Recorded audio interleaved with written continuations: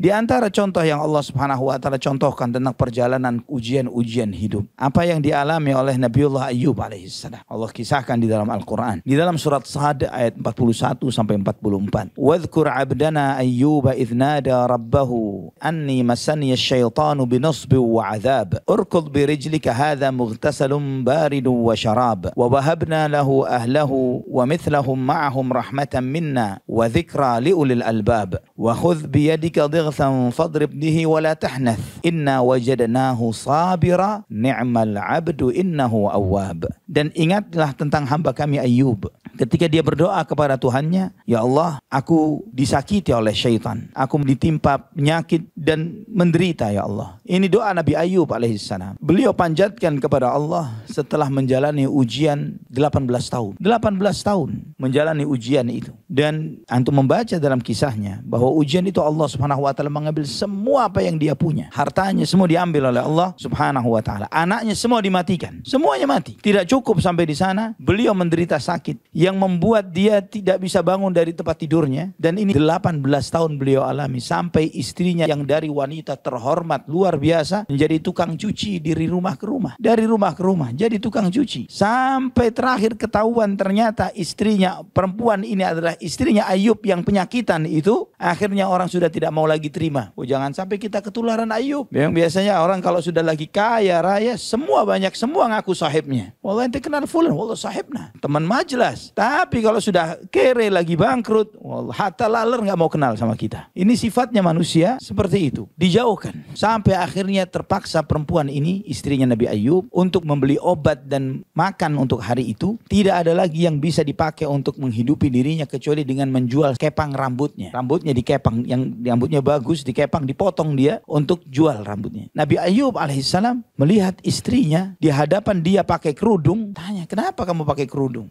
Lepas kerudungmu. Kenapa di hadapan saya suamimu. Tapi istrinya tidak bicara, tidak ngomong kalau dia habis menjual rambutnya. Subhanallah, sudah terpaksa. Maka ketika dibuka rambutnya ternyata pendek karena sudah dijual potongan kepangan rambutnya ini. Nabi Ayyub sempat sumpah, nanti wallah kalau anak sembuh, anak cambuk kamu 100 kali. Nabi Ayyub sumpah, anak sembuh, anak akan cambuk kamu 100 kali. Subhanallah. Setelah kondisi yang sedahsyat itu, Nabi Ayyub alaihissalam berdoa kepada Allah Subhanahu wa taala, Rabbi inni masani asyaitanu binusbi wa adzab. Wahai Tuhanku, aku ditimpa oleh syaitan dengan godaan dan penderitaan. Maka Allah Subhanahu wa taala memunculkan mata air dari kakinya Nabi Ayyub alaihissalam. Ketika itu di pembaringannya Allah berfirman, urkud birijlika hadza mughtasalun baridu wa syarab. Hentakkanlah kakimu di tanah, akan keluar air yang itu adalah mandi yang baik dan minuman yang dingin untuk kamu minum. Maka Nabi Ayyub dengan sisa tenaganya dia hentakkan kakinya ke tanah, keluar air. Dia minum dari air itu, dia mandi dari air itu, tumbuh lagi dagingnya seperti awal, sembuh semua penyakitnya dan tumbuh lagi dagingnya seperti semula. Dari kurus kering cuma tinggal tulang sama kulit saja, tumbuh seperti 18 tahun yang lalu, kembali sehat walafiat. Kemudian dikisahkan dalam riwayat bahwa ketika istrinya pulang, dia melihat mana kok nggak ada di tempat tidur. Dia lihat ada orang laki yang